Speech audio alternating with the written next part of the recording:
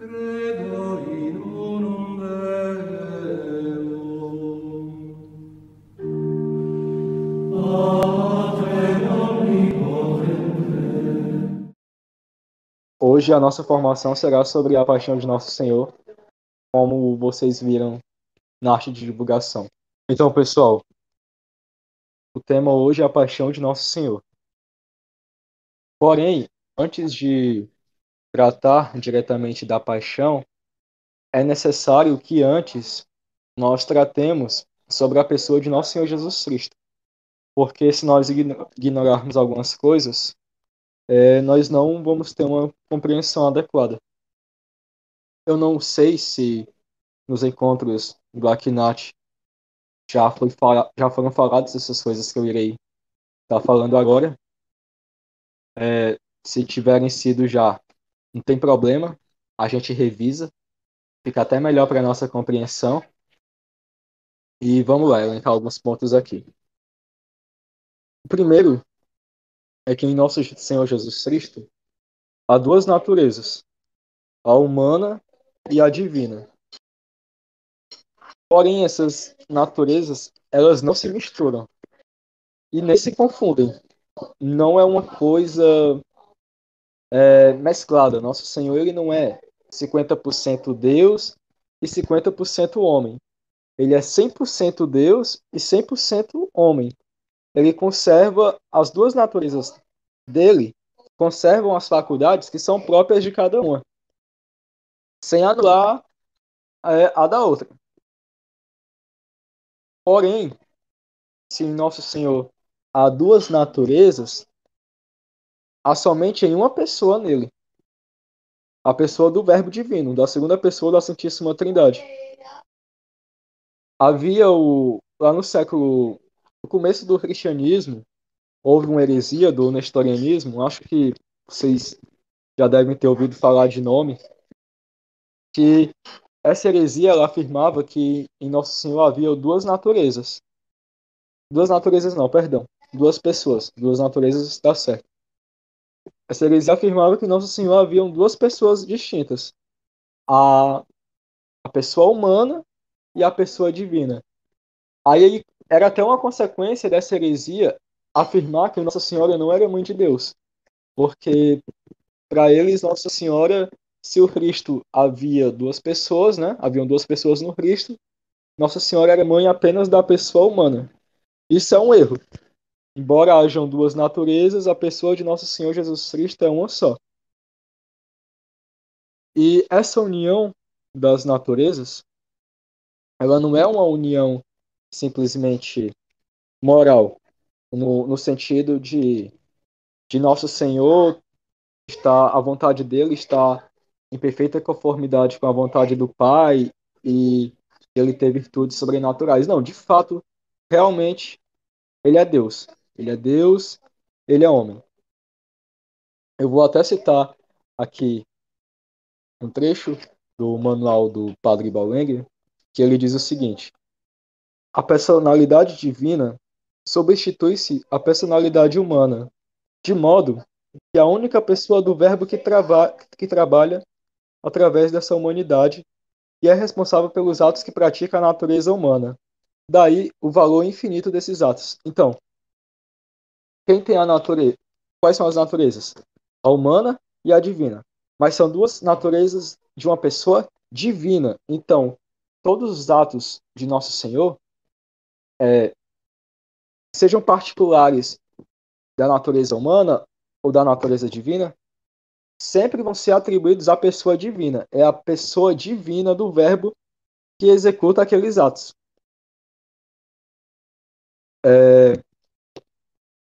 Tem mais uma citação interessante aqui para citar para vocês a respeito de como se manifestam essas duas naturezas nos evangelhos. Nós vemos que, como homem, Nosso Senhor, ele nasce na manjedoura e, ao mesmo tempo, como Deus, ele é adorado pelos pastores e pelos magos. No seu batismo, ele recebe como um homem qualquer, mas no mesmo instante o Espírito Santo baixa sobre ele e Deus Pai proclama que ele é seu filho. Nosso Senhor passa fome no deserto, mas também os anjos o servem. Ele é pobre, é vítima de perseguição, agoniza no Jardim das Oliveiras, é flagelado, é ferido, pregado à cruz. Tudo nisso daqui a gente vê algo que é próprio ao homem. Mas também ele cura doentes, ressuscita mortos.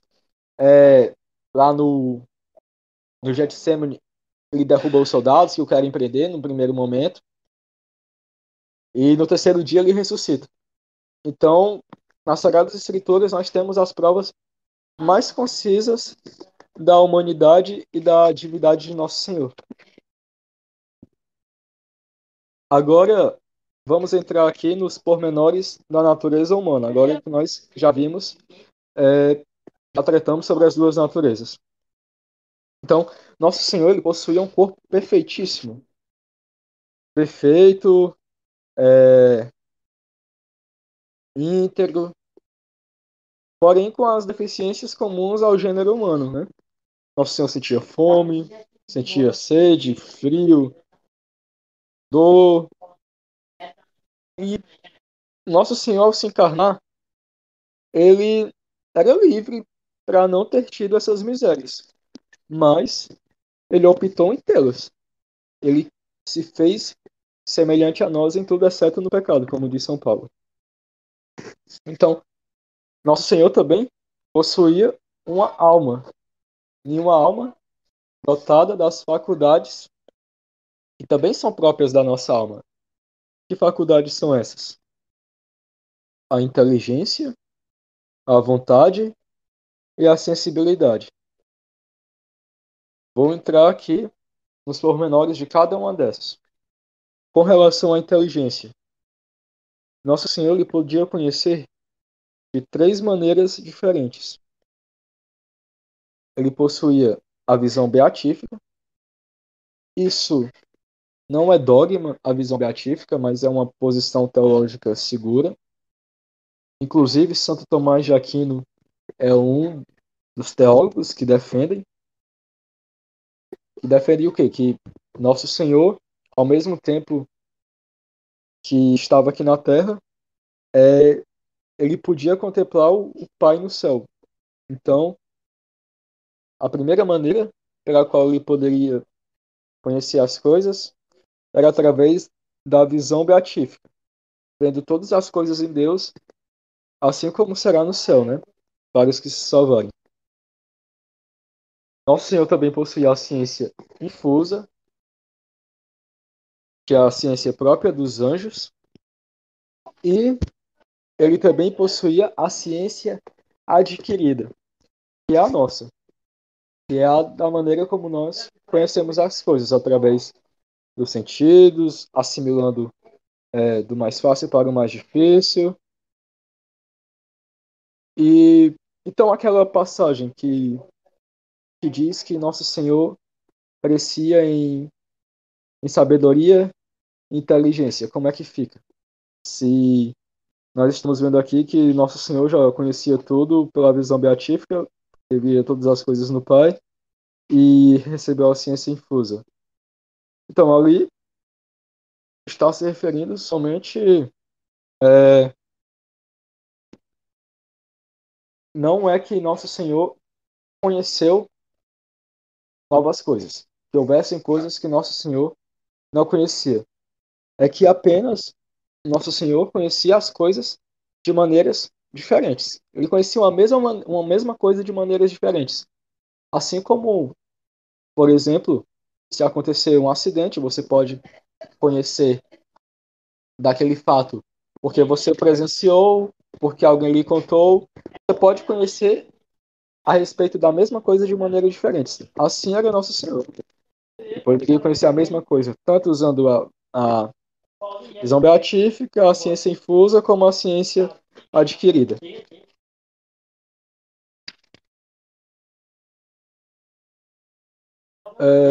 Aqui eu vou citar outra citação do padre Bauling, no manual dele de doutrina católica.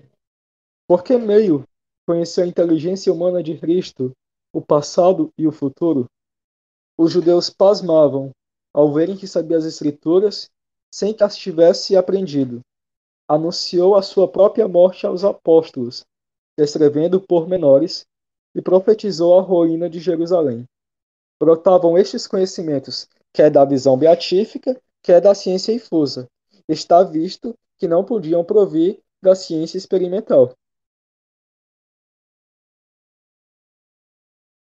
Continuando aqui, já falei, continuando aqui a respeito das faculdades da alma de Nosso Senhor, já vimos a inteligência, agora vamos aqui para a vontade. Nosso Senhor possuía duas vontades. Por quê? Porque a vontade é algo essencial na natureza, é algo que tem que fazer parte da natureza. E como nós já vimos, Nosso Senhor tinha duas naturezas, então, por consequência, ele também teria que ter duas vontades: a vontade humana e a vontade divina. Porém, a vontade humana de Nosso Senhor, ela estava submetida à vontade divina. Quando nós vemos Nosso Senhor lá no Horto das Oliveiras, afirmar: Pai, se for possível, afasta de mim esse cálice, nós estamos vendo ali a vontade humana de Nosso Senhor. Mas, ao mesmo tempo, logo em seguida, ele manifesta que essa vontade humana está submetida à vontade divina, mas se faça segundo a vossa vontade, né? É, com relação a isso, é uma coisa importante de observar aqui, é que Nosso Senhor, ele não tinha fé e nem esperança. Se alguém falar a fé de Cristo, tá errado isso. Porque, como nós vimos aqui, era certo, embora não seja dogma, era certo que Nosso Senhor possuía a visão beatífica. Então, se ele já contemplava o Pai no céu, não tinha por que necessidade ele ter fé. E também ele era Deus, né? E não tinha necessidade de ter. Ele não tinha esperança também, porque também não havia necessidade. A esperança, o que é a virtude teologal da esperança? É nós, é a esperança de um dia obtermos a salvação eterna, né? Então, nosso Senhor não tinha fé, não tinha esperança, mas tinha caridade. Dentre as três virtudes teologais, a, a única que ele tinha era a caridade. Assim como é a única que nós teremos no céu também, porque no céu nós já contemplaremos a Deus e já estaremos salvos, não necessitaremos de fé nem de esperança. Terceira faculdade da alma de Nosso Senhor, sensibilidade. É uma coisa que nós vemos no Evangelho também. Aqui, alguns exemplos que o padre Paulinho diz, né? Para demonstrar que as paixões também estão presentes em Nosso Senhor. O amor, eis que ficou doente, o que mais, diz Maria, falando do irmão Lázaro, e a tristeza, e Jesus chorou. Então, nós vemos Jesus chorando pela morte de Lázaro. Na sua paixão, Nosso Senhor chega a afirmar: a minha alma está triste até a morte. Nós vemos também que ele sentiu medo, né, no Getsemane do que viria.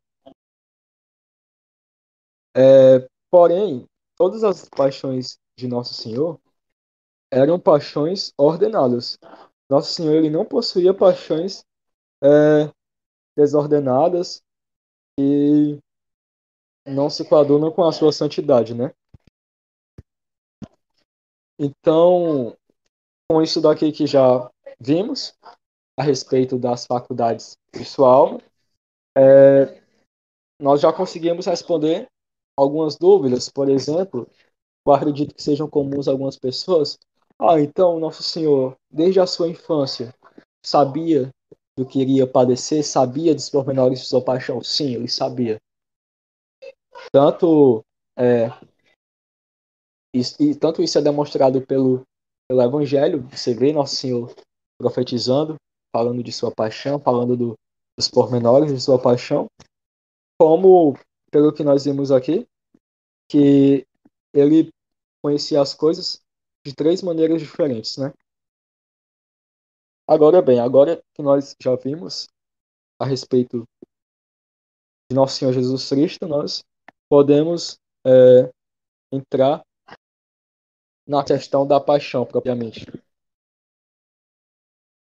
Primeiro, eu gostaria de falar a respeito de alguns termos aqui. Redenção, por exemplo, redenção significa resgate. Então, redenção era lá por exemplo, tinha um escravo e aí o escravo era comprado de volta. Ele era remido.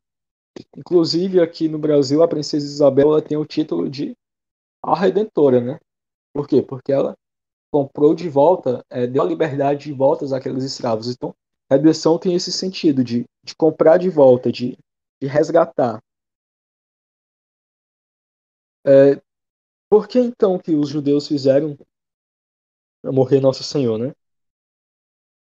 Primeiro, o conceito que os judeus geralmente formavam naquela época era de um Messias que seria um grande conquistador, né? Um Messias político que libertaria a nação do fardo estrangeiro, porque, para quem não sabe, naquela época a Judéia ela era pertencente ao Império Romano, né? Aí tinha o governador, que no caso era o Pilatos, mas tinha o rei propriamente dito, né, daquela região. E era o rei estrangeiro, no caso Herodes, né? Tem o Herodes o Grande lá, que é o do nascimento, e tem o outro Herodes, que é o neto dele, que é o da paixão de Nosso Senhor. Não confundir esses dois. Então, só dando um contexto histórico aqui. Então, os judeus esperavam isso, eles esperavam um Messias político, um Messias que viria libertar a nação do fardo estrangeiro, né? E a autoridade religiosa da época se dividia em dois partidos, o dos saduceus e o dos fariseus. Os saduceus, eles recebiam favores do governo, né? E os fariseus, eles eram mais contra mesmo. Porém, Nosso Senhor deixava esses dois partidos insatisfeitos, né? Como citarei mais um trecho aqui do Manual do Padre. Ambos hostilizavam a Nosso Senhor. Aquela, porque estava satisfeita com a situação presente e tinha o Messias por perturbador e revolucionário. Aqui ele está falando dos saduceus. Esta, os fariseus, melindrada muitas vezes nas usanças formalistas, porque julgava que Jesus não fosse o Messias glorioso. Então foram essas razões que levaram os, os judeus a entregarem Nosso Senhor à morte. Nós podemos até ver que no julgamento no Sinédrio, eles julgam Nosso Senhor mais por motivos religiosos. E aí, como eles não tinham poder para condenar alguém à morte, quando eles levam Nosso Senhor a Pilatos, como eles sabiam que aquela questão religiosa deles era seria insignificante para o governador, porque, embora também, eu esqueci de mencionar aqui, falei só da questão política, embora Nosso Senhor não fosse o Messias esperado por eles esperavam o Messias político, Nosso Senhor havia se proclamado Deus, né? Então isso era um absurdo para eles. Então, primeiro, lá no Sinédrio, eh, eles vão julgar Nosso Senhor por essas questões religiosas. Quando eles levam a Pilatos, eles vão fazer acusações a Nosso Senhor mais de cunho político. Agora, foram só os judeus que tiveram parte na paixão de Nosso Senhor? Não. Os, os gentios, os pagãos também tiveram. Como diz aqui é, Santo Tomás, né? Vou fazer uma citação dele aqui. Para mostrar a abundância do amor que o moveu a sofrer, Cristo, na própria cruz, pediu misericórdia para os seus torturadores. E já que ele desejava que tanto os judeus quanto os gentios percebessem essa verdade a respeito de seu amor, ele também desejou que ambos tivessem parte em fazê-lo sofrê-lo. Então, tanto os judeus como os pagãos tiveram parte na paixão de Nosso Senhor. Até porque nós temos aqui já um prelúdio do que seria a expansão da fé cristã, né? Que viria a converter não só judeus, mas que essa fé se espalharia por todo o mundo e converteria todos os pagãos, né? Todos não, mas muitos. Quem dera fosse todos. Agora voltando aqui na redenção. Para que haja uma redenção, é necessário que hajam três coisas, né? É a perda de algum bem, no, no nosso caso aqui, a perda da graça pelo pecado original. Aí é necessário também que haja a nova posse desse bem e o resgate pago para recuperar o bem perdido. Após o pecado original, haviam duas alternativas. Deus poderia ter feito duas coisas. Podia ter nos castigado, tanto extinguindo o gênero humano, como simplesmente reduzindo ele à ordem natural. Porque quando Deus criou o homem, é, o homem possuía todas as faculdades naturais que lhes eram necessárias. Deus elevou o homem à vida sobrenatural por pura bondade. Então Deus poderia reduzir o homem à ordem natural mesmo. E Deus também poderia devolver a sua amizade, que no caso foi o que Deus optou. E devolvendo a sua amizade, Deus poderia ter feito isso de duas maneiras também. Sem exigir reparação, porém, aqui a justiça de Deus estaria sendo deixada à sombra, e exigindo reparação, conciliando aqui a bondade e a justiça divina. Então, agora, o homem era capaz de fazer esse resgate? Não, o homem não era. Por quê? Porque quanto maior é uma ofensa, quanto maior quanto maior é a autoridade do ofendido. Então, Deus, de autoridade suprema, de majestade infinita, o pecado sendo uma ofensa a ele, também constitui uma ofensa, vai constituir, né? Vai constituir uma ofensa de caráter infinito. E como todos os atos dos homens são de caráter finito, o homem nunca poderia por si só fazer essa reparação. Então é aí que há a encarnação do Verbo. Nosso Senhor assume a natureza humana, ele é Deus e homem, ao mesmo tempo que ele pode sofrer e oferecer essa reparação, sendo homem, sendo Deus, todos os seus atos, por menores que sejam, são de valor infinito. Agora, Nosso Senhor ele precisava ter passado por todo o suplício que passou? Não, não era necessário.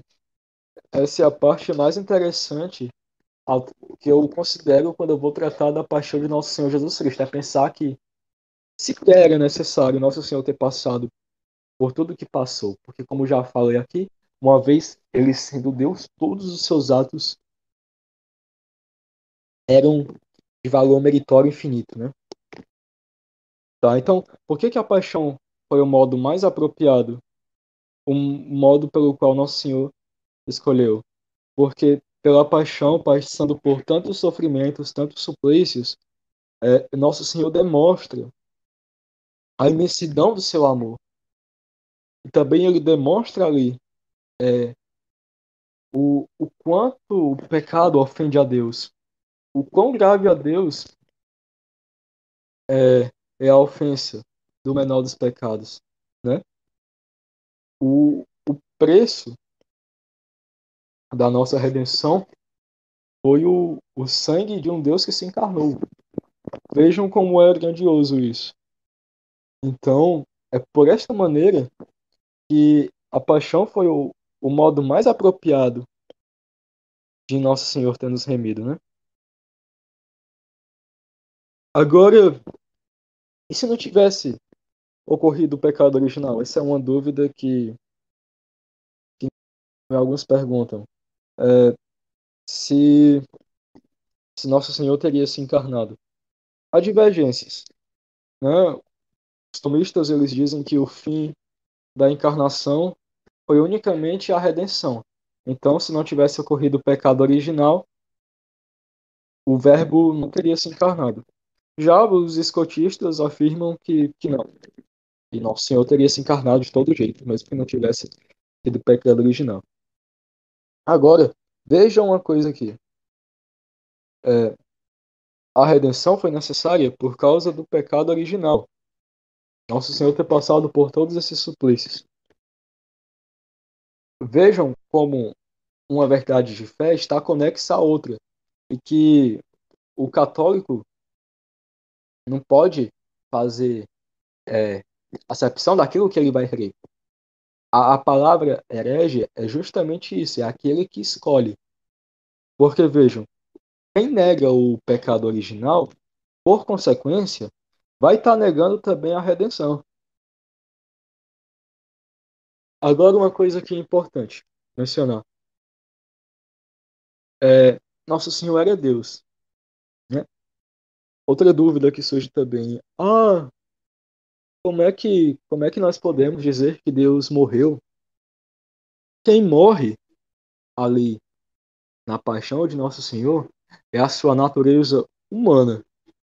A sua natureza não morre, nem poderia morrer, né? Porém, lembram que os atos, tanto de uma natureza como de outra, são atribuídos a uma única pessoa e que essa pessoa é divina. Então, mesmo que morrer seja um ato da natureza humana, como todas as ações eu vou atribuir a uma mesma pessoa e essa pessoa é divina, eu posso dizer sim que Deus morreu na cruz sem estar cometendo um erro ao afirmar isso.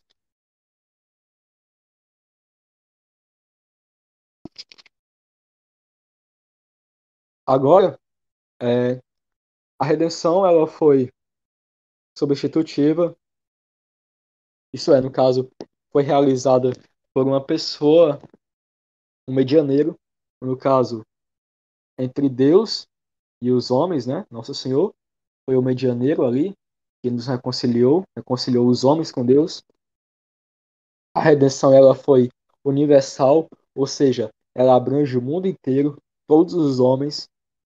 Ela foi plena, quer dizer, foi adequada à ofensa a Deus, de valor infinito.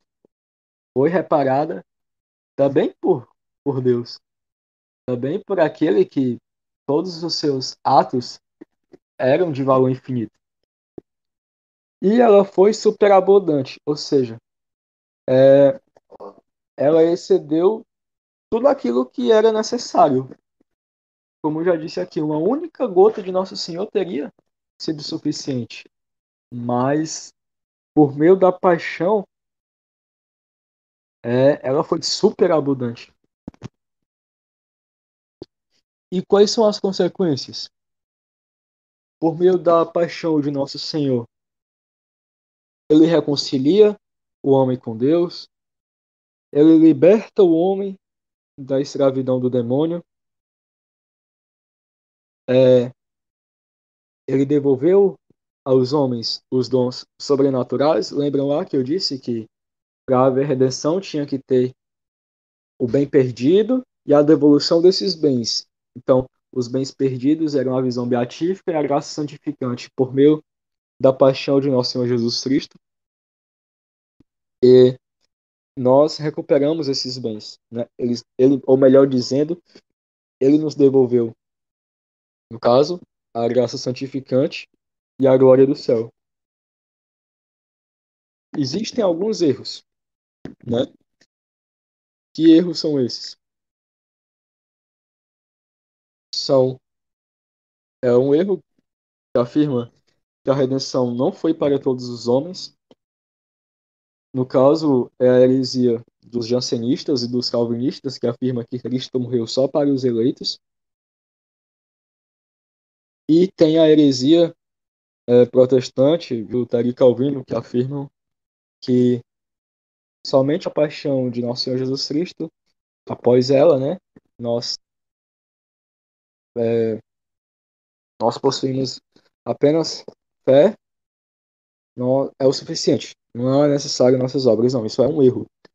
Embora nosso Senhor tenha obtido a sua tenha obtido a nossa salvação por meio de sua paixão, é necessário sim que nós cooperemos com isso através de nossas obras. Então, eu vou deixar a parte expositiva foi essa, tá? Eu não foquei tanto em trazer meditações hoje aqui. Se alguém tiver alguma, ou já se tiver alguma, quiser complementar, será muito bom. Mas eu foquei hoje mais aqui em trazer mesmo essa questão mais doutrinal, né? Esclarecer alguns pontos que eu acredito que a maioria dos católicos não conhece. E agora, se alguém tiver alguma pergunta ou quiser fazer alguma contribuição, pode contribuir também, eu perguntar. Eduardo, você poderia comentar sobre a questão do corpo de Cristo, né? Se fala que ele teve uma dor mais intensa que os corpos comuns. Não sei se você comentou isso na informação. Ah, sim, sim. Sim, é uma boa mesmo comentar. Esqueci de comentar isso. Como eu disse no começo da formação, Nosso Senhor, ele possuía um corpo perfeitíssimo. E uma vez que ele era Deus, é, todos os seus sentidos, eles eram mais aguçados e perfeitos. Então, Nosso Senhor, ele sofria mais, ele... O que mais? Tem a questão do sofrimento físico, ele sofria mais é, lá no Calvário, nessa questão dos sentidos. Todos os sentidos dele são feridos. É, a visão por ver a sua mãe, Nossa Senhora, em prantos por ele, o, o seu, a sua audição é ferida pelos insultos, o seu olfato é ferido pelo cheiro, pelo mau cheiro lá da região, que era uma região onde se colocavam os mortos. Então, em sua paixão, Nosso Senhor ele foi ferido em todos os sentidos e pode-se sim afirmar que o sofrimento que ele teve foi o maior sofrimento é, de todos os homens, porque uma vez que ele era Deus, ele podia sofrer mais. Então, vejam, unindo todas essas coisas, como é importante nós meditarmos sobre a paixão de Nosso Senhor, porque não era necessário todo esse sofrimento, e ele sofria mais, ele opta por esse sofrimento, e ele opta por esse sofrimento para demonstrar a imensidão do seu amor e a gravidade do pecado, como já foi dito aqui, né? Gerson, se você tiver mais alguma coisa assim para mencionar que eu esqueci de comentar aqui. O Marcos fez uma pergunta. Olha lá, né? O Marcos perguntou se além da salvação há outros efeitos, né, da paixão no homem. Tem, são esses que eu já falei. Vai libertar o homem da escravidão do demônio e vai devolver o homem a graça santificante, né? Que que o homem havia perdido com o pecado original. Ah, e outra coisa também que eu tinha esquecido de mencionar aqui, não entrei em detalhes, mencionei isso, mas não entrei nesse detalhe importante. Como eu disse, a redenção, ela foi universal, ela foi para todos os homens. Então, todos os homens, aqui é todos os homens mesmo. Os justos do Antigo Testamento, Nossa Senhora, os santos, todos os homens que viveram antes ou depois de Nosso Senhor foram salvos de alguma maneira pelos seus méritos adquiridos em sua paixão.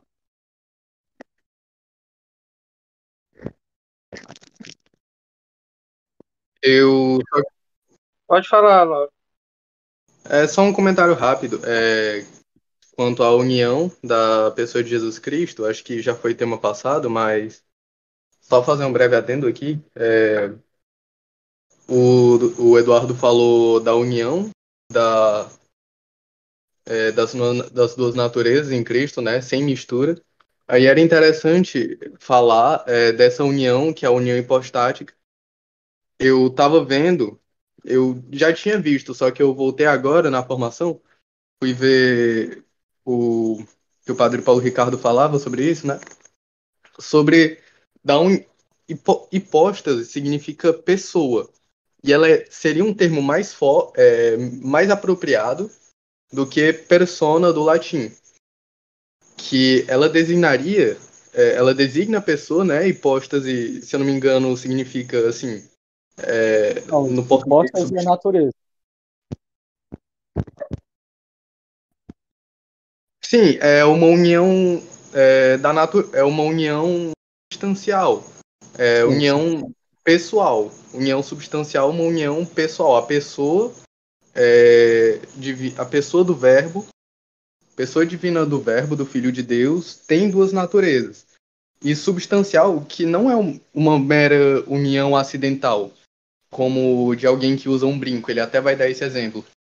Se eu não me engano, tinha algumas heresias, eu só não lembro, que consideravam que Jesus não sofreria e que a humanidade dele seria só como um fantoche da divindade. Então, assim, mas não, é uma união substancial, não é uma acidental como se usa um fantoche ou como uma pessoa que usaria um brinco ou uma roupa, mas substancial, de tal forma que a pessoa do filho tem a natureza divina e a humana. É só esse comentário.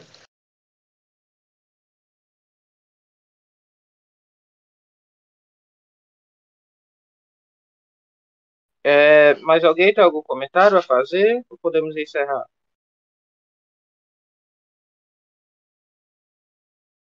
Certo.